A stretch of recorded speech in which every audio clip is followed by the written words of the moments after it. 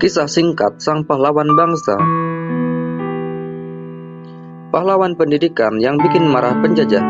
Kisah Ki Hajar Dewantara, Jakarta on 2 Mei 1889. Ki Hajar Dewantara was born in Yogyakarta.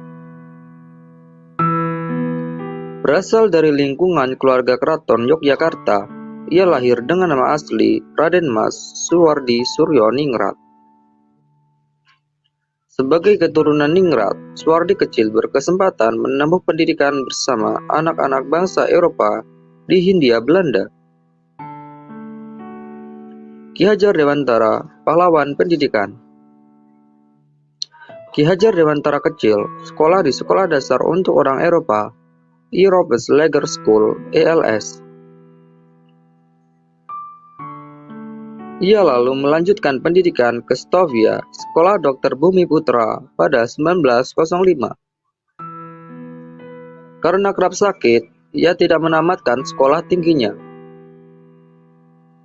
Sejumlah sumber lain mendapati pemerintah Belanda lah yang memutus beasiswa pendidikannya pada 1910. Kendati demikian, ia gemar mencari ilmu di berbagai tempat, seperti dikutip dari kumpulan pahlawan Indonesia terlengkap oleh Mirnawati. Ki Hajar Dewantara belajar beragam hal baru dari menggeluti profesi sebagai wartawan. Salah satu surat kabar yang pernah menjadi tempatnya berkarya yaitu Sediotomo Mitten Java, The Express, Utusan Hindia, Kaum Muda, Jahaja Timur, dan Puisara.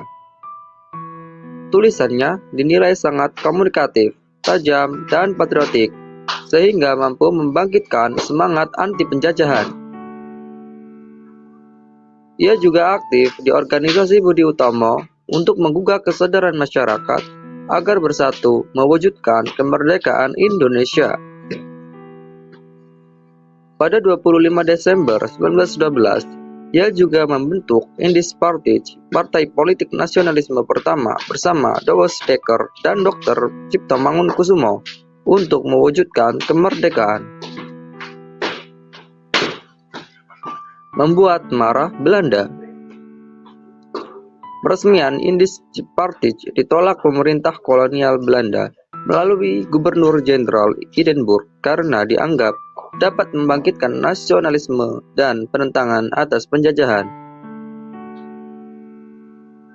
Ki Hajar Dewantara dan tokoh Indis Party lalu membentuk Komite Bumi Putra pada 1913. Komite ini bertujuan untuk mengkritik pemerintah Belanda yang menggunakan uang dan sumber daya wilayah jajahannya untuk mengadakan perayaan-perayaan.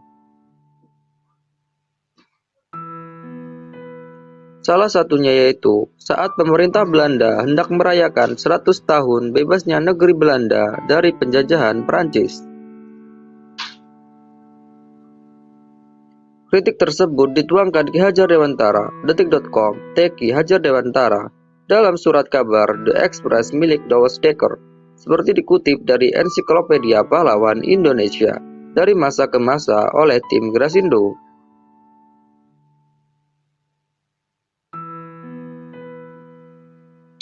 Kutipan tulisan Ki Hajar Dewantara berjudul Als ik in Nederlander was, seandainya aku seorang Belanda, itu yakni sebagai berikut. Sekiranya aku seorang Belanda, aku tidak akan menyelenggarakan pesta-pesta kemerdekaan di negeri yang kita sendiri telah merampas kemerdekaannya.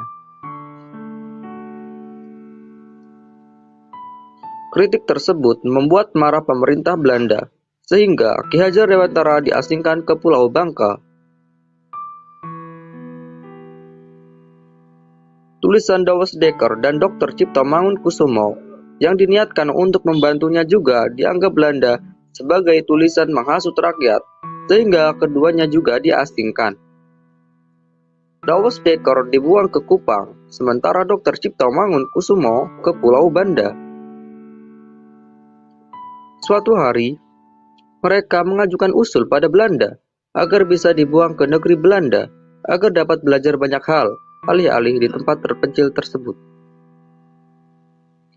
Akhirnya, pada Agustus 1913, permintaan mereka dikabulkan. mendirikan Taman Siswa. Kesempatan diasingkan ke Belanda dimanfaatkan Ki Hajar Dewantara sebaik-baiknya untuk mendalami masalah pendidikan dan pengajaran di sana sampai memperoleh Europees Acte, ijazah pendidikan bergengsi di Belanda. Ia kembali ke tanah air pada 1918 dan fokus membangun pendidikan sebagai bagian alat perjuangan meraih kemerdekaan. Pada 3 Juli 1922, Ki Hajar Dewantara mendirikan perguruan bercorak nasional bersama teman-temannya yang bernama Perguruan Nasional Taman Siswa, National Underwich Institute Taman Siswa. Perguruan ini menekankan pendidikan dengan rasa kebangsaan pada siswa. Para siswa ditanamkan rasa mencintai bangsa dan tanah air untuk berjuang memperoleh kemerdekaan. Ia juga tetap aktif menulis dengan tema pendidikan dan kebudayaan berwawasan kebangsaan. Tulisannya yang mencapai ratusan buah tersebut menjadi dasar-dasar pendidikan nasional bangsa Indonesia.